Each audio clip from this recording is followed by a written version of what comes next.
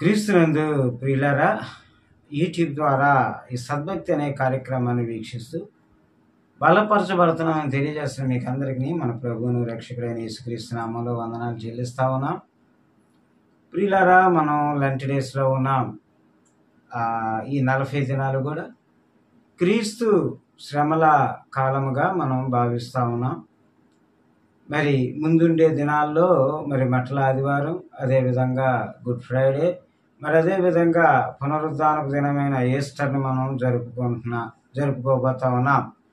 ప్రియులారా, అయితే యేసు ప్రభు వారు సిలువలో పలికిన 7 మాటలు మీ ముందు ఉంచాలని ఆశపడతా ఉన్నాను.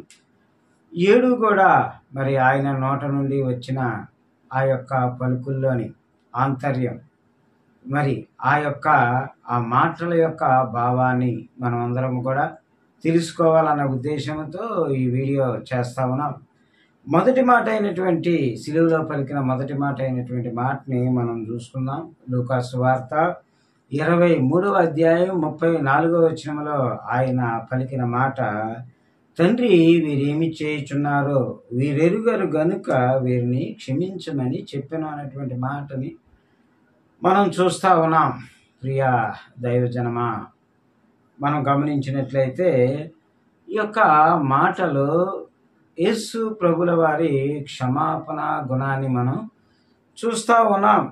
ప్రియ దేవుని బిడ్డలారా, ఈ యొక్క దేవుని చిత్తాన్ని నెరవేర్చడానికి, తండ్రి యొక్క చిత్తాన్ని నెరవేర్చడానికి యేసుక్రీస్తు ప్రభు వారు ఎన్నో శ్రమలు పొందారు, ఎన్నో వేదనలు పొందారు.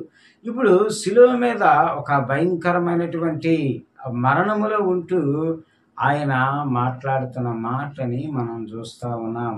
ఆయన అంటా ఉన్నాడు, ఇన్ని శ్రమలు అనుభవిస్తూ వీరేమి చేయుచున్నారో వీరెరుగరు గనుక వీరిని సిలువ వేయండి. చూడండి, ఆ యూదయ ప్రజలు, ఆ యొక్క యెరూషలేములో ఉండే యూదులు ఆయన్ని సిలువేసి ఉద్దేశపూర్వకంగా మరి ఆయన్ని చంపాలని చూస్తూ ఉన్నప్పుడు యేసుక్రీస్తు ప్రభువారు వారి అందరి ముందర శిలువ మీద ఉండి అంటున్నమాట, వీరేమి చేయుచున్నారో వీరెరుగరు గనుక.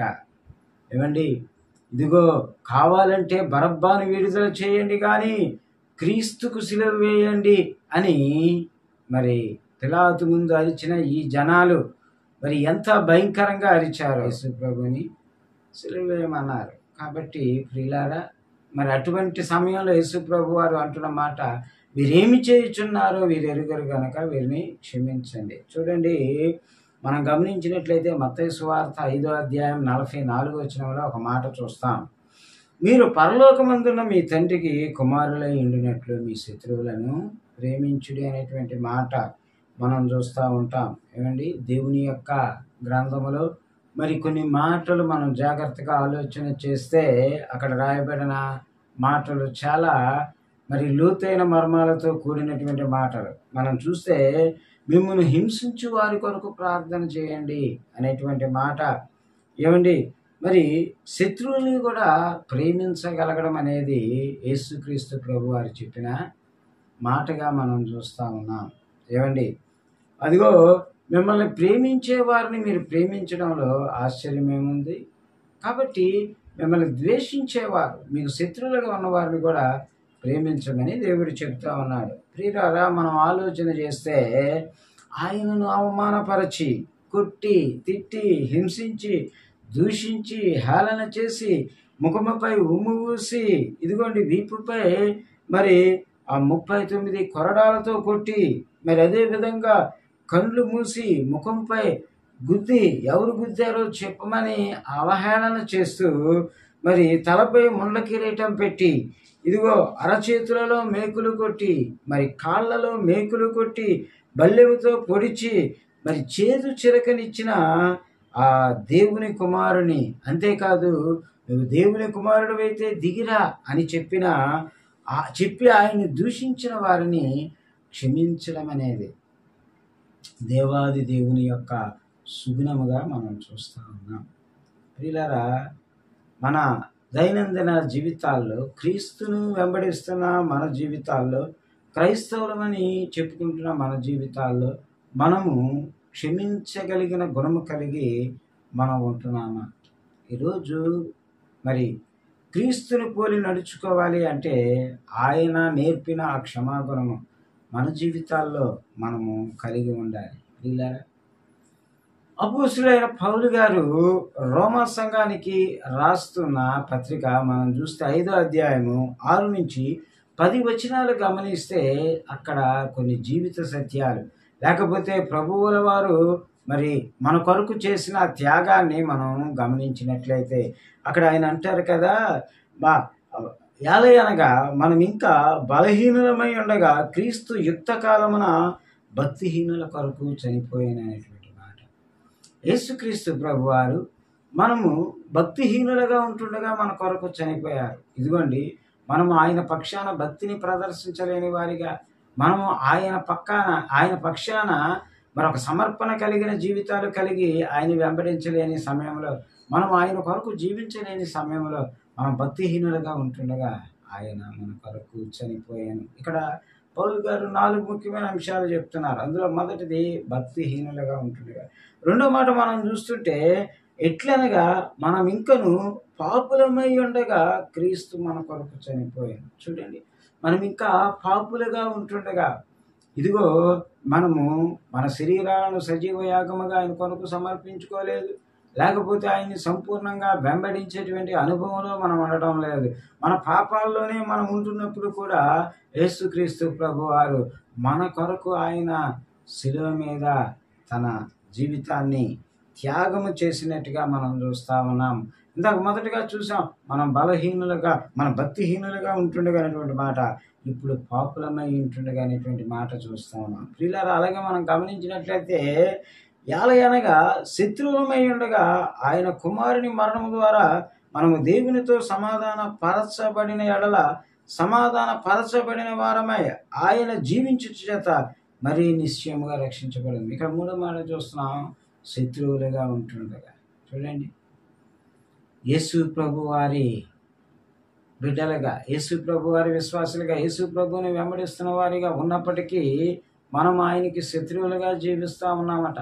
ఆయన మాట ఏది మనము నెరవేర్చలేని పరిస్థితిలో, ఆయనకి తగినట్టుగా జీవించలేని పరిస్థితిలో, ఒక భయంకరమైనటువంటి మరి ఆయనకి కూడా శత్రువులుగా జీవిస్తూ క్రైస్తవులుగానే ఉంటూ క్రీస్తుని వెంబడించలేని పరిస్థితిలో ఉన్నప్పుడు యేసు మన కొరకు చనిపోయాడని పౌలు భక్తుడు చాలా తేటగా చెప్తున్నారు.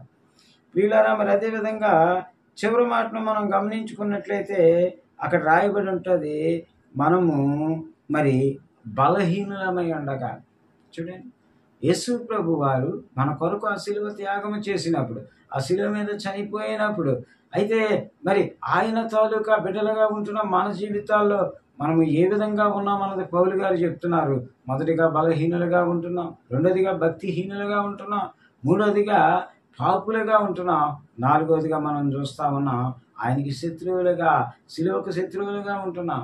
అయినప్పటికీ ఆయన గొప్ప త్యాగం నీ పక్షాన చేసి ఉన్నాడు అనేటువంటి సత్యాన్ని గ్రహించవలసిన వారిగా ఉంటున్నాం.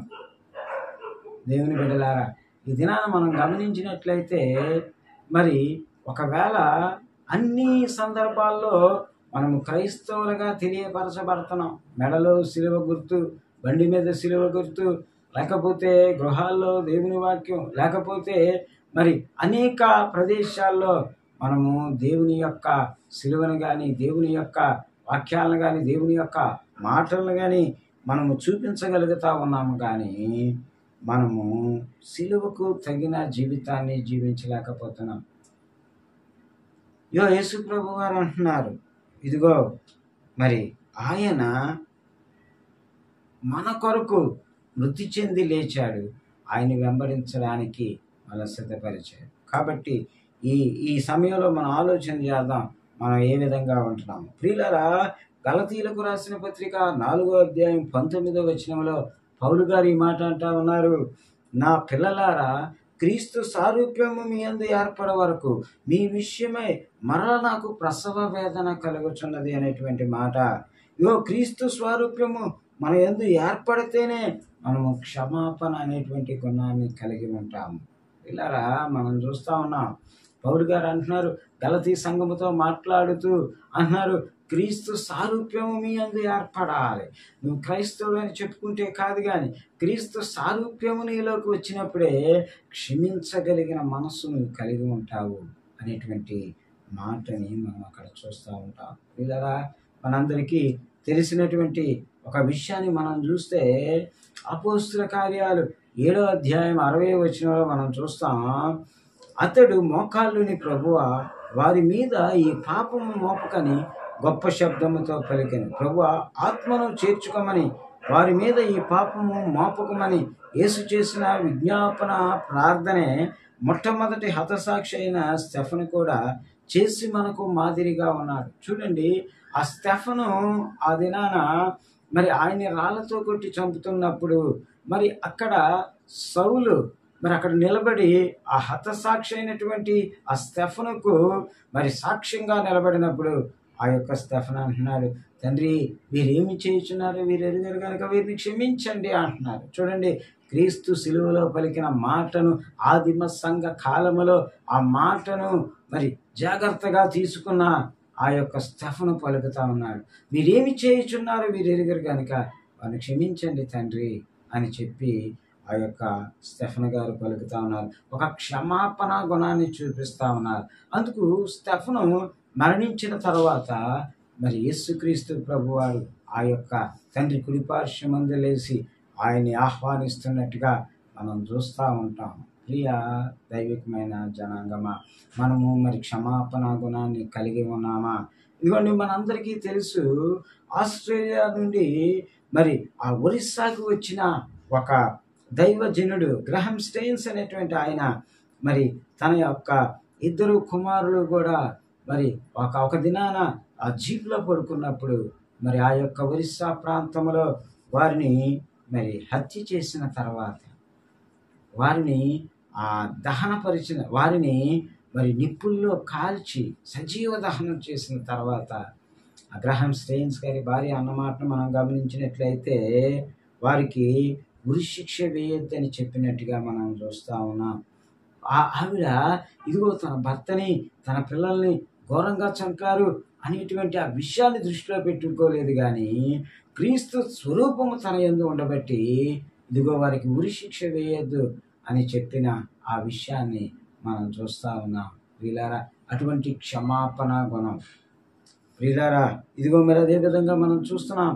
మరి ప్రవీణ్ పగడాల గారి మరి ఆ యొక్క మరణము తరువాత తన భార్య చెప్పిన మాటలు, ఇదిగో ఇంకా మరి దేవుడు మనకిచ్చినటువంటి పరిచర్యను మనం ముందుకు కొనసాగిద్దాం, ఆయన విడిచిపెట్టిన ఆ పరిచర్య ముందుకు కొనసాగించడమే నా బాధ్యత అని చెప్పినట్టు ఒక గొప్ప మరి క్షమాపణ గుణాన్ని కలిగి ఉన్నట్టుగా మనం చూస్తూ ఉన్నాం. ప్రియులారా, యేసయ్య శిలువలో పలికిన మొట్టమొదటి మాట క్షమాపణ అనేటువంటి మాట. ఈ రాత్రికాల సమయాన వర్తమానం వింటున్న మన జీవితాలు, ఈ మాటలు వింటున్న మన జీవితాల్లో యేసు ప్రభు వారి మరి శిలువలో పలికిన 7 మాటల్లో మొదటి మాట అయినా మరి ఈ మాటను క్షమాపణ గుణము కలిగినటువంటి మాటను మన జీవితాల్లో మనం కనపరచగలుగుతున్నామా? ఒకవేళ కనపరచలేకపోతే ఈ శిలువలో మాట్లాడిన ఈ మొదటి మాట ఆంతర్యము, ఆ క్షమాపణ అన్నది క్షుణ్ణంగా ఎరిగిన వారిగా, గుర్తెరిగిన వారిగా, ఆయన తన అడుగు జాడలను మనకు మాదిరిగా ఉంచిపోయిన అడుగు జాడల్లో నడిచేవారిగా మనం ఉండాలని ఈ కొద్ది మాటలు దేవుడు మన వినికిడి ఎందుకు బహుగా దీవించాలని ఆశపడుతూ ముగిస్తా ఉన్నాను. చిన్న ప్రార్థన ఆశీర్వాదంతో మనం ముగించుకుందాం. మహాపరిశుద్ధుడా, మిక్కిలి ప్రేమించిన ఘనమైన తండ్రి, నీ బంగారు పాదాలకు వందనాలు. ఇదిగో యూట్యూబ్ ద్వారా ఎంతమంది విడుదలైతే నీ మాటలు వింటున్నారు, ఇదిగో ప్రభా నీ మాటల్లోని ఆంతర్యము, లోతు, శక్తి, భక్తిని ప్రభా చూస్తున్నారో ప్రభా మరి ముందుకు వెళుతూ ఉన్నారో మాదిరిగా ఉంచుకుంటున్నారు. ఆ బిడ్డలందరినీ కూడా ప్రభా మరి పలకరించండి, ఆ బిడ్డలందరితో మాట్లాడండి, ఆ బిడ్డలందరినీ బలపరచండి. మరి ముఖ్యంగా ప్రభా ఈ యూట్యూబ్ కార్యక్రమాలను అనేకులకు షేర్ చేస్తూ అనేకులు సబ్స్క్రైబ్ చేయడానికి దోహదపడుతున్న ప్రతి బిడ్డని మీరు ఆశీర్వదించండి, దీవించండి. ఎవరైతే బిడ్డలు సాక్ష్యాలు చెప్తున్నారో ఆ బిడ్డలందరినీ కూడా ప్రభా మీరు ఆశీర్వదించి దీవించమని ఈ యూట్యూబ్ ద్వారా అనేకులు ఈ వర్తమానాల ద్వారా ఆశీర్వదించబడటానికి సాక్ష్యాలు చెప్తున్న ప్రతి బిడ్డను బట్టి నిన్ను మహిమపరుస్తూ ఈ కొద్ది మాటలు త్వరలో రానియున్న నజరేయుడివే యేసు శక్తి కలిగిన నామంలో అడిగి వేడుకొంచున్నాం పరమ తండ్రి. ఆమె ఆశీర్వాదంతో ముగించుకున్నాం.